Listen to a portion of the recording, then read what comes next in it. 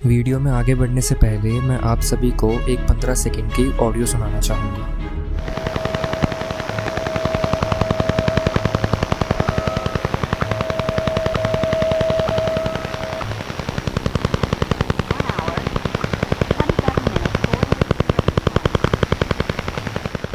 एक अजीब सी आवाज़ बार बार एक ही रिदम में। ये कोई म्यूज़िक नहीं था, कोई नॉर्मल ब्रॉडकास्ट भी नहीं था, लेकिन ये दुनिया भर के शॉर्टवेव रेडियोस को डिस्टर्ब कर रहा था। लोगों ने इसे एक नाम दिया, द रशियन वुडपेकर। सबसे पहला सवाल तो ये था कि ये आवाज़ आ कहाँ से रही थी। कुछ समय बाद मालूम पड़ा कि ये आवाज़ सोवियत यूनियन से आ रही थी। फिर उससे भी बड़ा सवाल खड़ा हो गया कि सोवियत यूनियन ऐसे सिग्नल क्यों भेज रहा था। कई सालों तक इस सिग्नल के पीछे कौन था, ये दुनिया के लिए एक मिस्ट्री बना रहा। अलग अलग देशों में रेडियो ऑपरेटर्स इसे सुनते थे। कभी सिग्नल साफ आता और कभी गायब हो जाता, और अचानक फिर वही तेज टैपिंग जैसी आवाज़ वापस आ जाती, एक सेकंड में करीब 10 बार, जैसे कोई दुनिया के रेडियो स्पेक्ट्रम पर लगातार हथौड़े मार रहा हो। सोवियत यूनियन में कुछ लोग जानते थे कि ये आवाज़ कहाँ से आ रही थी।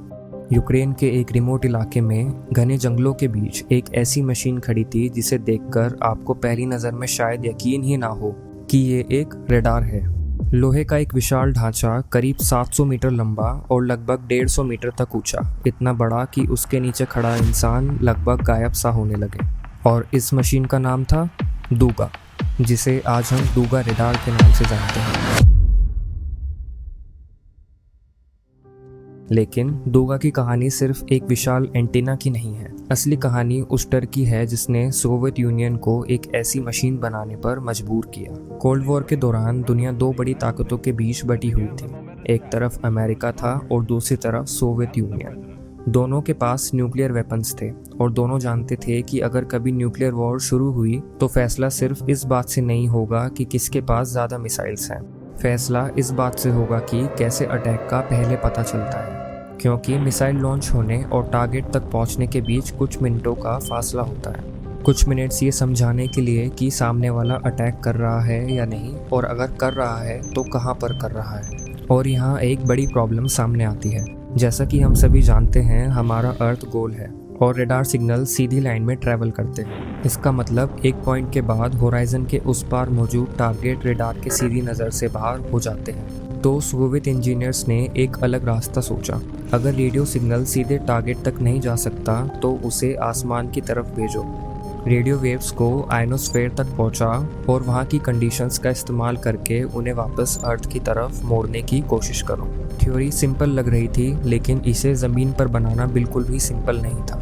मगर सोवियत इंजीनियर्स ने ये कर दिखाया। फिर दुनिया ने सबसे पहले इसकी टेक्नोलॉजी नहीं देखी, दुनिया ने सबसे पहले इस रडार की आवाज़ सुनी। ये आवाज़ उस समय इतनी अलग और अजीब थी कि लोग सोचने पर मजबूर हो गए कि ये आखिर है क्या।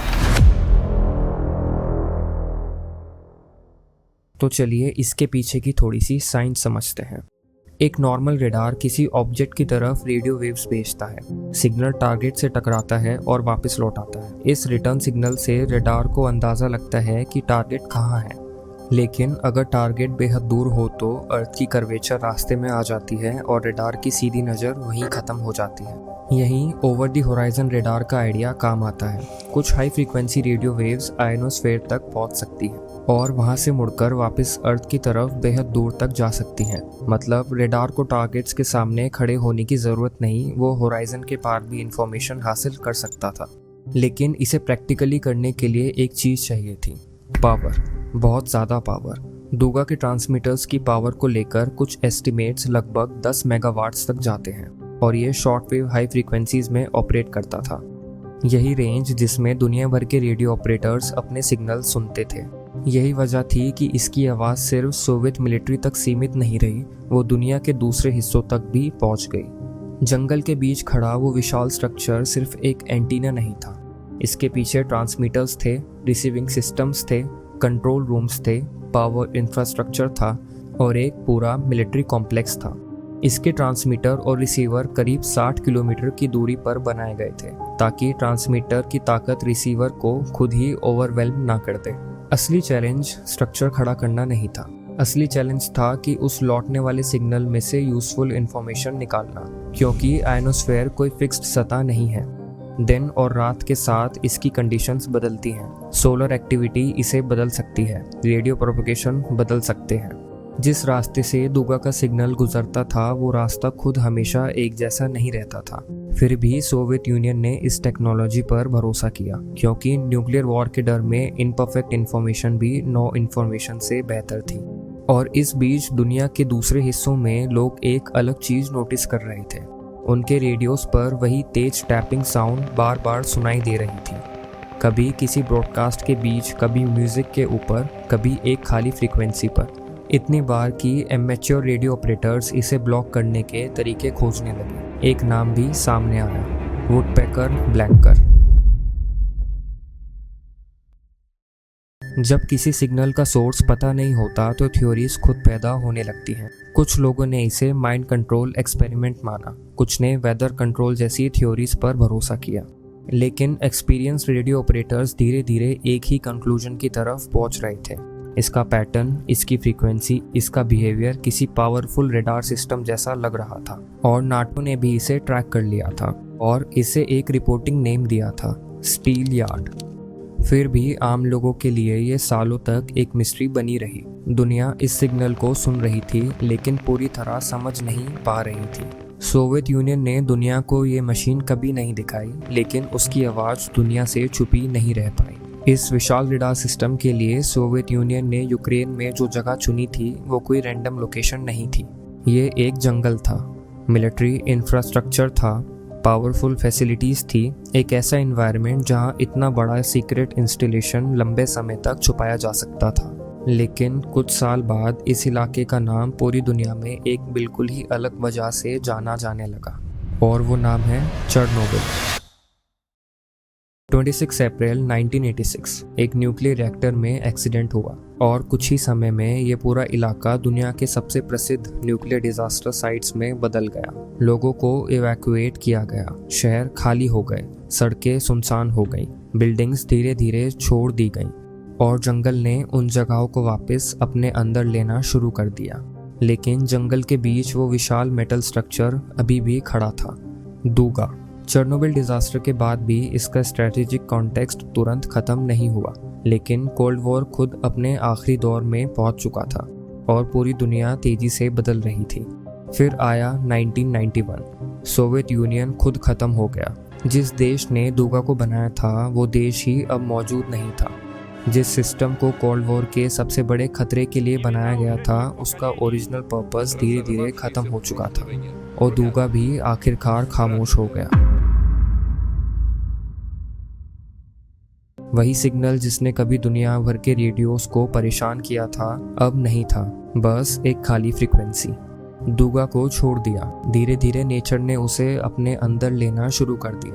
कंक्रीट पर मोस जमने लगा, मेटल पर रस्ट आने लगा, खाली बिल्डिंग्स में हवा चलने लगी और वो विशाल एंटीना अभी भी वहीं खड़ा रहा, खामोश और मौजूद। एक समय जिस जगह को सोवियत मिलिट्री सीक्रेसी ने दुनिया से छुपा कर रखा था, आज वही स्ट्रक्चर दूगा की सबसे बड़ी पहचान बन चुका है। लोग वहां पहुंचते हैं, उसके नीचे खड़े होते हैं और ऊपर देखते हैं। तब शायद पहली बार समझ आता है कि कोल्ड वॉर का डर कितना बड़ा था, क्योंकि दूगा सिर्फ एक टेक्नोलॉजी का मॉन्यूमेंट नहीं था, ये एक ऐसी दुनिया का मॉन्यूमेंट था जहां हर कंट्री को डर था कि अगला सिग्नल शायद युद्ध शुरू होने का सिग्नल हो सकता है। आज हमारे पास उस पुराने सवाल का जवाब है। हम जानते हैं कि वो सिग्नल एक विशाल Soviet over the horizon radar system से जुड़ा था। हम जानते हैं कि इसके पीछे न्यूक्लियर वॉर और अर्ली वार्निंग सिस्टम्स की ज़रूरत थी, और हम ये भी जानते हैं कि इसके लिए एक्स्ट्राऑर्डिनरी इंजीनियरिंग और इंफ्रास्ट्रक्चर लगाया गया था। लेकिन दूगा को देखकर एक सवाल फिर भी बच जाता है, क्या इंसान इतनी बड़ी मशीन इसलिए बनाता है क्योंकि उसे टेक्नोलॉजी पर भरोसा है, या इसलिए क्योंकि उसे डर है कि टेक्नोलॉजी फेल हो सकती है? शायद यही कोल्ड वॉर की सबसे अजीब बात थी।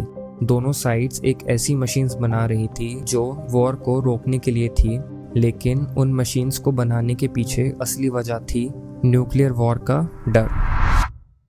दूगा उस डर का एक विशाल लोहे का रूप था, एक मशीन जो आसमान की तरफ देखती रही, एक ऐसे सिग्नल का इंतज़ार करते हुए जो कभी अगर सच में मिल जाता तो दुनिया के पास सोचने के लिए सिर्फ कुछ मिनट्स ही होते। लेकिन वो सिग्नल कभी नहीं आया।